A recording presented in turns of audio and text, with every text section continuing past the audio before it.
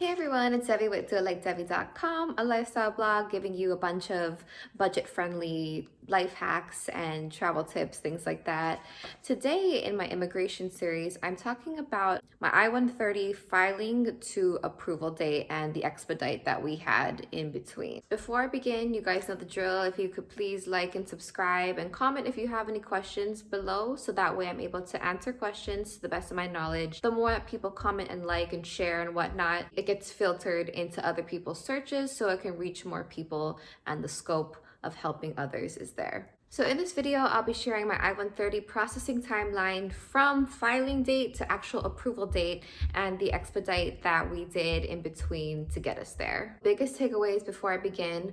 One is expect inconsistencies. I belong to a few different Facebook groups online and even Visa Journey, and my approval notice, and we'll get more into that, but my approval notice was different than the ones that I've seen people screenshot and post to the immigration groups. So expect inconsistencies. Not everyone's filing process and like notices and whatever are gonna be identical. Secondly, if you don't know something, call. I was like a little bit shy about that at first, but you have to kind of be shameless. If you don't know something, you cannot just rely on, even though like we're all in a community together, you have to call. If you want to know something and you don't know, call USCIS. The third biggest takeaway is the tier 2 agents. So you can call USCIS, you'll get put on hold with, or you'll get put online with a tier 1 agent. Sometimes they won't have as much access to your account as a tier 2. You can right off the bat request a tier 2 agent, and what happens with that is usually they will call you back, so you can still hold your place in line, which is a cool feature because I was at work, for example, and I couldn't be on hold for an hour, but the tier 2 agents did call me back in like 2 hours, so that was a good thing. Okay, so back on November 17th, 2019, I sent off my I-130 hard copy filing to the designated lockbox, and I did it via FedEx. So it's a Sunday. I finally sent off my immigration package to USCIS via FedEx, and they do have a delivery guarantee, timely delivery. Otherwise, you get your money back plus 100 of like the contents that are in there for like the flat rate. And I just feel relieved. It's out of my hands now. So I did everything I could to prepare the best immigration documents application that I could. And now it's just in control of FedEx and fate. You know, I like to be budget friendly, and I was thinking about shipping it off USPS, but I decided FedEx was gonna get it there. The 17th was a Sunday, so they were also open, so I didn't have to wait another day. Because you know, when you're filing and you're anxious, you just don't even want to wait one day. So FedEx is open on Sundays, so that's one of the reasons why I chose to mail it via FedEx. And also too, this is just not a time to like skimp out on money just to save a few bucks. So FedEx, I think, was like $24 for 2-day shipment and arrival.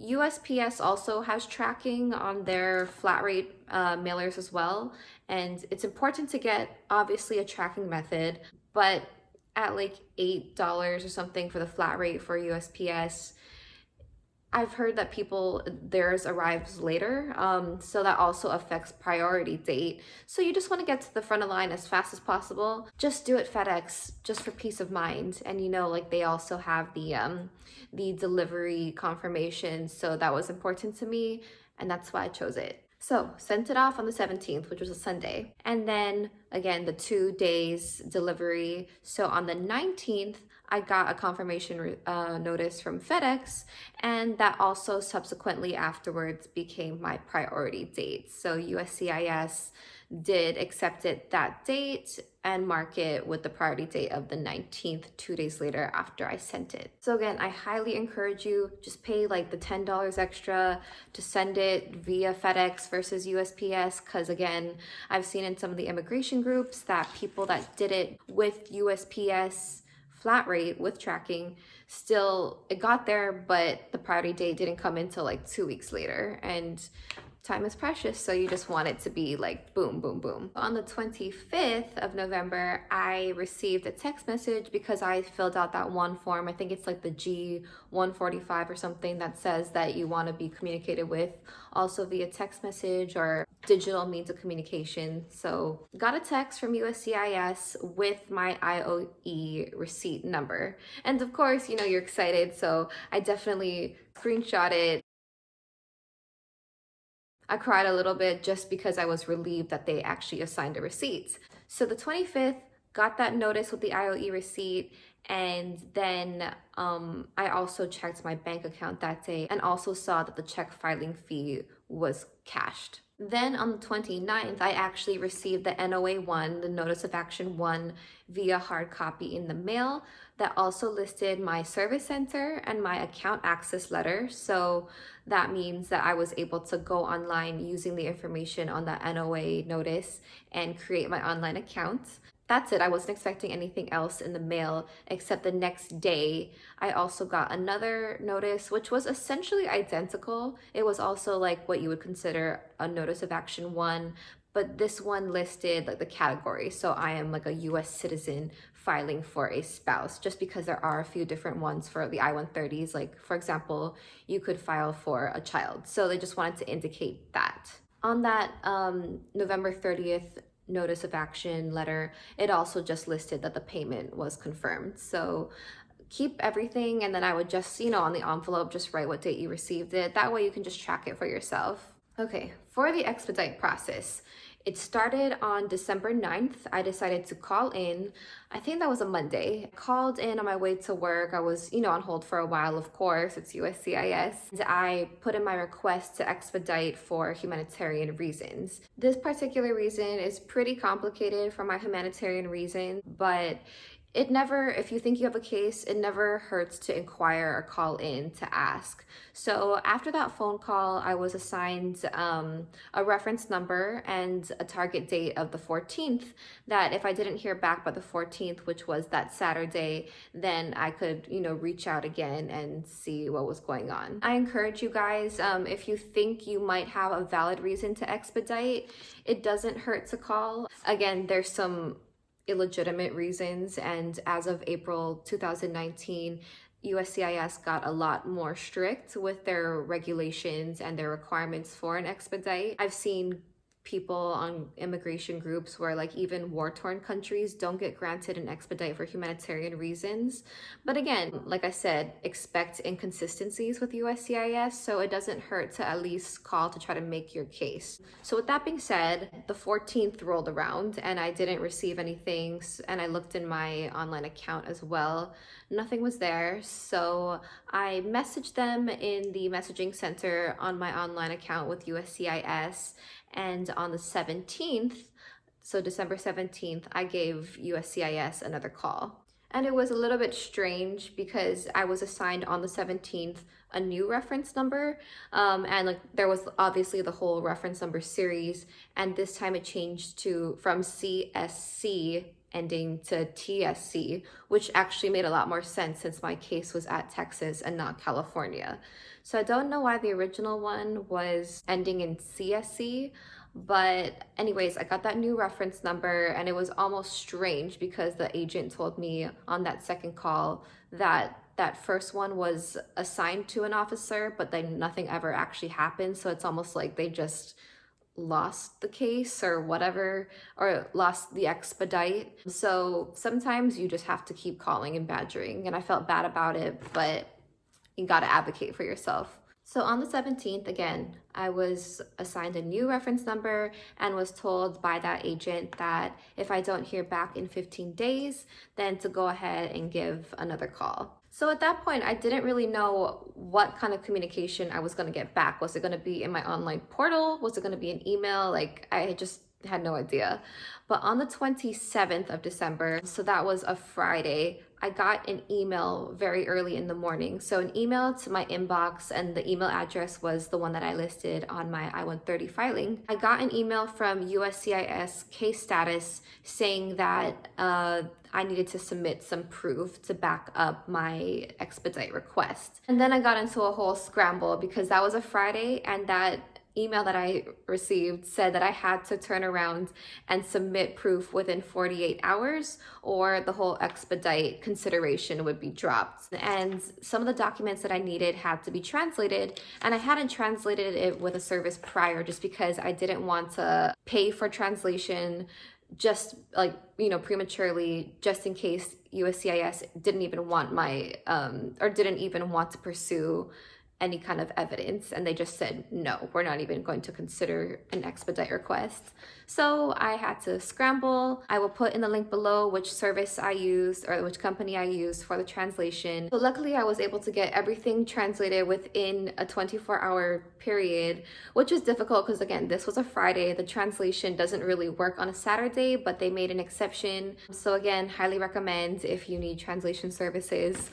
It's not a plug for them. I'm not affiliated in any way. I just was grateful. So I was able to turn it all around within that 48-hour period. I submitted it the next day on the 28th, that Saturday. So that was like 24 hours after I got that email from USCIS case status. And in that original email that they sent to me, they had given me a different email address to send it to. So that's where I sent the proof or evidence to support my expedite request. I sent it to that email address. Then I heard back from that next email address from Texas Service Center on January 3rd. And at that point I was on a trip with my husband.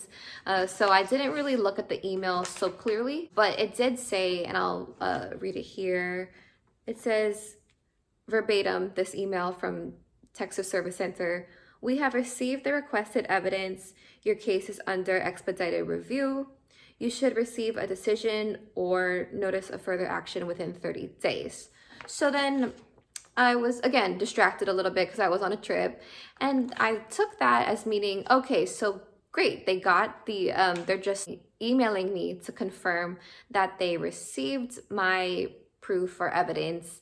And now they will decide whether they want to expedite the case. So like not even it's under expedited review and it's going to be processed quicker, but just I thought it was them meaning we're going to decide whether we want to make your case decision faster or not. So again, at the time I was confused, but I took it as they were just going to decide in 30 days whether they would like to grant the expedite or not to actually approve the case itself. And of course I did what we all do. I took to the community and I asked people on Visa Journey. I posted a forum, and I think just Visa Journey for this question, and people gave me a whole bunch of different answers. It wasn't very clear because again, we're all just going through the process ourselves and no one path is like the only path. So people were just like, yeah, maybe it means that they're just trying to decide whether they want to expedite or not. And then other people were like, never for humanitarian reasons will they ever accept it. So, I wasn't sure. And that is why I called. So then after just being very unclear, even with immigration people weighing in and helping me, I gave them a call. I came back from my trip and I reread that email and I just decided, okay, let me figure this out. So I called USCIS, I talked to a Tier 1 agent at that point, and they confirmed that it was indeed that the case was under expedited review, meaning that the expedite had been granted and they will decide within 30 days. And when they say 30, they mean 30 working days. So excluding weekends, excluding holidays, not 30 calendar days. So the target date, so if they emailed me on January 3rd saying they approved the expedite, the target date for that, I think minus the weekends and those holidays, was February 17th, that I would hear back the latest on whether or not my I-130 was approved or denied or something. They needed some evidence, RFE, request for evidence. So for the approval, starting at the beginning of February of this year, I was getting very antsy because I was thinking, okay, hurry up. From that January 3rd email saying the expedite was approved 30 days out, I was then starting to check my USCIS online account like a maniac because I didn't know how they were going to notify on an approval, because across the board people have had different ways that they've been alerted on their approval. So I was like, are they going to email me? Are they going to message me through my account? Are they going to text me? Like, what's going to happen? So on the 4th and 5th of February, you know, when you go onto your USCIS account, it shows like in processing and it has a date. So like that date measures the last time some action was performed in your account. So on February 4th, it showed February 4th. So I was like, ooh, they looked at my account. Then February 5th, same thing. And I was like, ooh, they looked at my account. Then the 6th, 7th rolled around and it stayed at February 5th. So I was just like, okay, great. And again, it's just tough because if you knew exactly how long you had to wait, you could wait. But the point is, it's like, it's an open-ended, unknown, you know, time in the future that they'll approve a case. So we're just all here, you know, just waiting desperately to know anything. So that's why I was checking my account like a maniac. The 4th and 5th, again, the date changed, so it was showing in process. Then I just promised myself over the weekend that I wasn't gonna look until like maybe like the following Wednesday. And so I didn't look on Monday, but then on Tuesday the 11th, I decided, okay, I have to look in my account. And that day I saw that it had been approved. Tuesday, February 11th, looked in my account. There was no email, there was no kind of text, notices, any other kind of format of the case was approved, other than I just happened to look in my account that day and it showed approved. But then I got very concerned because it showed approved and then it gave a very vague approval notice, which didn't match a bunch of other people who have screenshot like their approval notice in like some of the Facebook immigration groups. So mine had said, USCIS has approved your application or petition or request. So, I mean, it was like they had approved my application or petition or request. And usually it does say like it was approved for IOE receipt number blank for blank, like alien relative. And it didn't also give a date, like if you don't get a notice of action 2 in the mail by blah, blah, blah date, contact us. Like mine said none of that. So I was concerned. I also plugged in my IOE receipt number into the online case tracking system and also the app.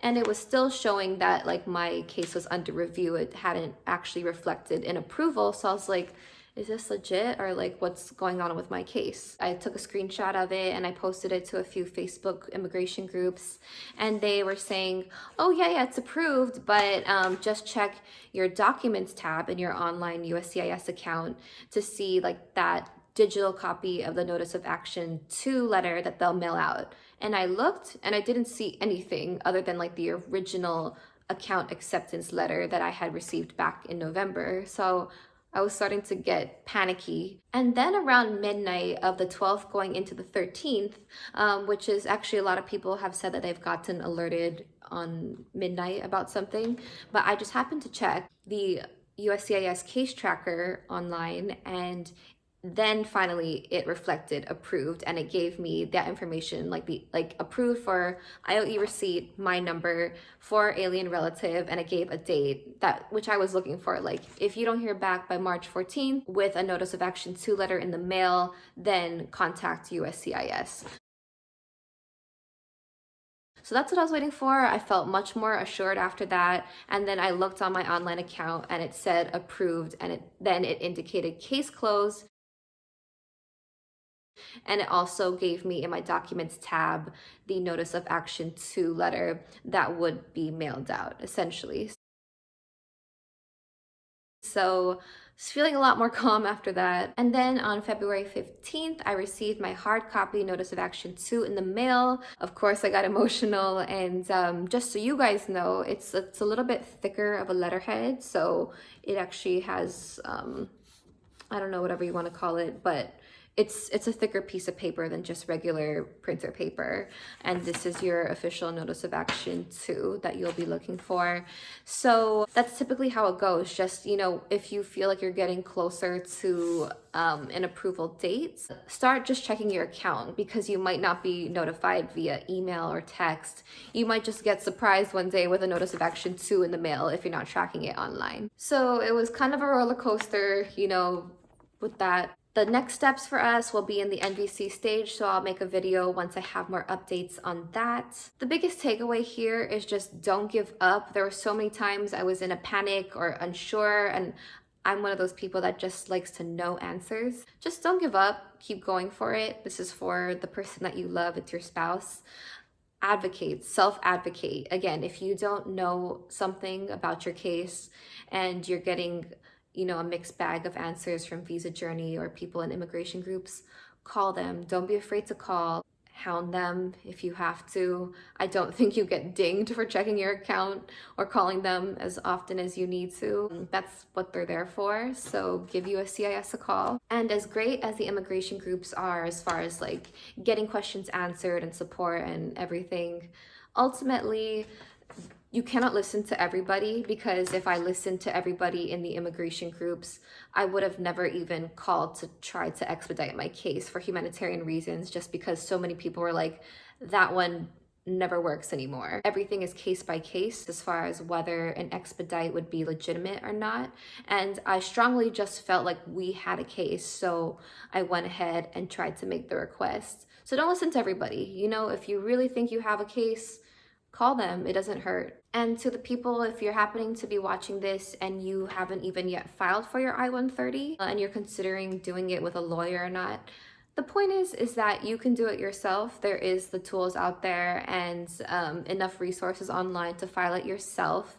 And for the attorneys, a lot of them make mistakes, and no one will care about your case like you do. No one will understand your relationship or have all the evidence that you need for your I-130 the way that you do. You know, your attorney can help you, and they're kind of more like of a secretary I had mentioned in a different video, but no one's going to care about your case the way you do or be able to provide the right evidence the way you can. So again, you can do it, you can go about it yourself, and good luck to everybody. I know this process is the toughest one because you just want to be with your significant other. I hope this helps people, even if you're not doing an expedite at USCIS level, but just, you know, if you're unsure about how you're going to be alerted on like the next progression or update on your case.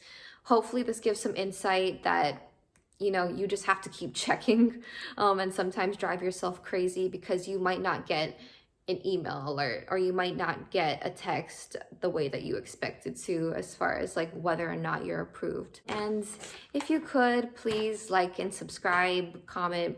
You don't have to do all of them, just do maybe one, so that way it can be filtered into relevant searches and we can help more people together get their questions answered and just, you know, a bit more clarity. Any kind of answers or clarity helps in this process. Thank you guys so much for watching, and stay tuned for my next video, which I plan to make once we have some updates on the NVC level of processing.